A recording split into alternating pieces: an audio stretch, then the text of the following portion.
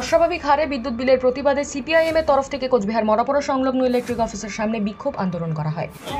সাধারণ মানুষের উপরে যেভাবে বিদ্যুৎ বিল চাপিয়ে দেওয়া হচ্ছে এবং প্রতি মাসে না দিয়ে 3 মাসের বিদ্যুৎ বিল চাপিয়ে দেওয়া হচ্ছে, এর দায় সম্পূর্ণ কেন্দ্র সরকার এবং রাজ্য সরকারকেই নিতে হবে।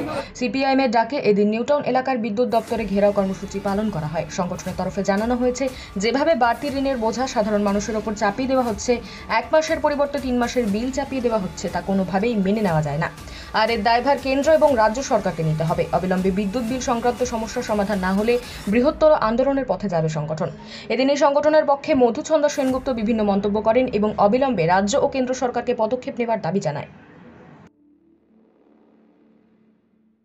কারণ এই ইলেকট্রাল বন্ডের মাধ্যমে কেন্দ্রের সরকার, মোদী সরকার যেভাবে টাকা নিয়েছে এবং তারপরে দ্বিতীয় রাজ্যের মমতা সরকার টাকা নিয়ে আজকে সাধারণ মানুষের উপরে প্রতি মুহূর্তে সাধারণ মানুষ বিপদে আছে।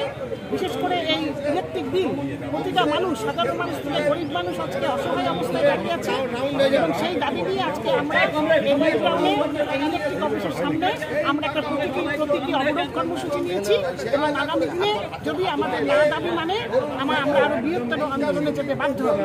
কারণ আজকে আমরা দেখতে পাচ্ছি এই এক কেন্দ্রের সরকার এবং রাজ্য সরকার যেভাবে তাদের সরকার চালাচ্ছে, প্রতিনিয়ত চুরি ডাকাতি এই করে তারা সরকার চালাচ্ছে।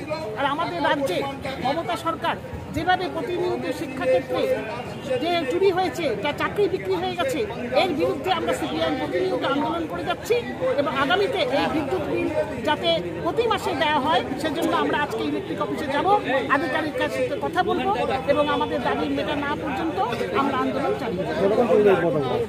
আমাদের